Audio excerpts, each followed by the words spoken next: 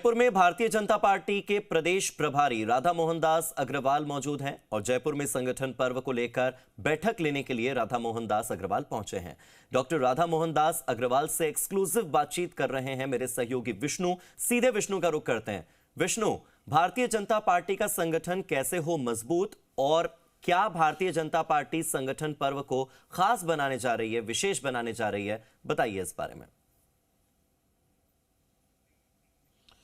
हार्दिक, Bharatiya Janata party का संगठन पर्व यानी संगठनात्मक चुनाव चल रहे हैं। हर 6 साल बाद ये चुनाव होते हैं और 6 साल बाद पूरा संगठन का ढांचा है वो नए सिरे से पुनर्निर्मित होता है।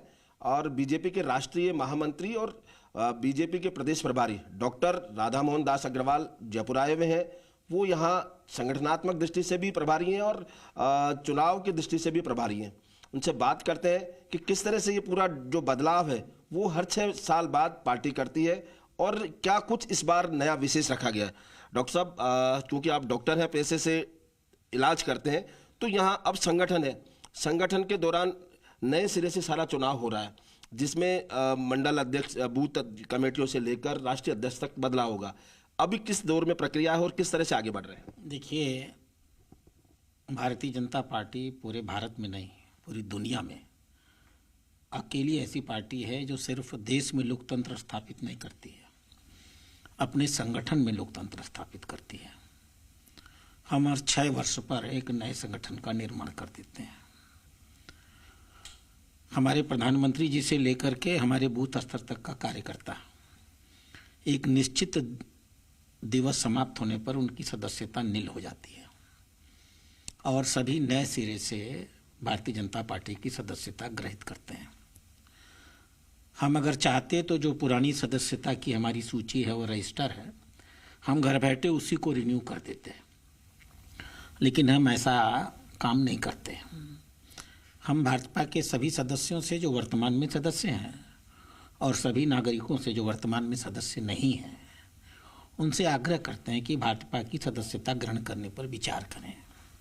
आप अगर भाजपा की नीतियों से सहमत नहीं हैं, पुराने सदस्य थे, तो दोबारा सदस्य न बने। और आप अगर भाजपा की नीतियों से सहमत हैं तो भले ही आप भाजपा के पुराने सदस्य न रहे हों, यह देश आपका है, सिर्फ भाजपा का नहीं है। भाजपा के लिए काम नहीं करती, भाजपा देश के लिए काम करती है। तो आगे बढ़िए, भाजपा के सदस्य बनिए और देश के विकास में अपनी भूमिका का निर्वहन करिए। इस दृष्टि से सबसे पहले हमारे माननीय प्रधानमंत्री जी ने, दुनिया के सबसे लोकप्रिय प्रधानमंत्री हैं, लेकिन वो भारतीय जनता पार्टी के कार्यालय पर आए। माननीय गृह मंत्री श्री अमित शाह जी आए, हमारे राष्ट्रीय अध्यक्ष नड्डा जी आए। इन सब ने भारतीय जनता पार्टी के कार्यालय पर आकर के अपनी सदस्यता ग्रहण की, प्राथमिक सदस्यता ग्रहण की। और उसके बाद हम लोग का संगठन पर्व प्रारंभ हुआ, जो धीमे धीमे अब अपने समापन की ओर, अंतिम चरण की ओर आ रहा है। हमने पहले प्राथमिक सदस्य बनाए और हम गर्व के साथ कह सकते हैं कि हमने 12 करोड़ 50 लाख प्राथमिक सदस्यों की नागरिकों की सदस्यता कराई है। अब आप ये समझिए कि आज हम दुनिया में सचमुच सबसे बड़े पारदर्शी तरीके से बने हुए सदस्यों का एक समूह बन चुके हैं। 2024 के चुनाव में हमको 23 करोड़ 59 लाख वोट मिले थे और आज आप जानकर आश्चर्य होंगे कि 12 करोड़ 50 लाख हमारे सदस्य बन चुके हैं। यानी आप इसकी कल्पना करिए कि जब कभी अगला चुनाव होगा तो हम कितना मतदान पाने वाले हैं। हम वो लोग नहीं हैं जो प्यास लगने पर कुआं खोदते हैं। हम वर्ष पर्यंत कुएं की सफाई करते हैं, कुएं का शुद्धिकरण करते हैं, कुआं प्रदूषित न हो पाए इसलिए उस पर छतरी लगाते हैं, उसका पानी गंदा न हो इसलिए क्लोरीन टेबलेट डालते हैं, वैज्ञानिक पद्धति से पानी निकाला जाए इसकी व्यवस्था करते हैं।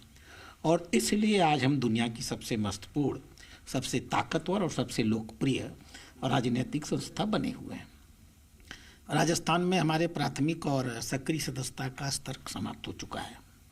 हमारी बूथ कमेटियां गठित हो चुकी हैं। अब पिछले 2 दिनों से हम लोग मंडल अध्यक्षों का चयन कर रहे हैं। हमने पूरे प्रदेश में अपने चुनाव अधिकारी नियुक्त किए थे। 3 चुनाव क्षेत्रों को मिलाकर के एक ऑब्जर्वर नियुक्त किए थे। ये लोग अपने अपने क्षेत्र में गए हैं, बूथ कमेटियों का सत्यापन किया है, बूथ कमेटियों का चयन कराया है और इसके बाद मंडल कौन हो सकता था, मंडल अध्यक्ष कौन हो सकता था, हमारे एक निश्चित क्राइटेरिया है। उस क्राइटेरिया में हम किसी भी प्रकार का समझौता नहीं करते। हम मानते हैं कि 35 वर्ष से हमारा कार्यकर्ता जो कम होगा वो युवा मोर्चा में काम करेगा, 35 से 45 वर्ष का कार्यकर्ता मंडल अध्यक्ष बनेगा, 45 से 60 वर्ष का कार्यकर्ता जिला अध्यक्ष बनेगा। अन्य जो इस उम्र के अधिक लोग होंगे हम उन्हें छोड़ने वाले नहीं हैं।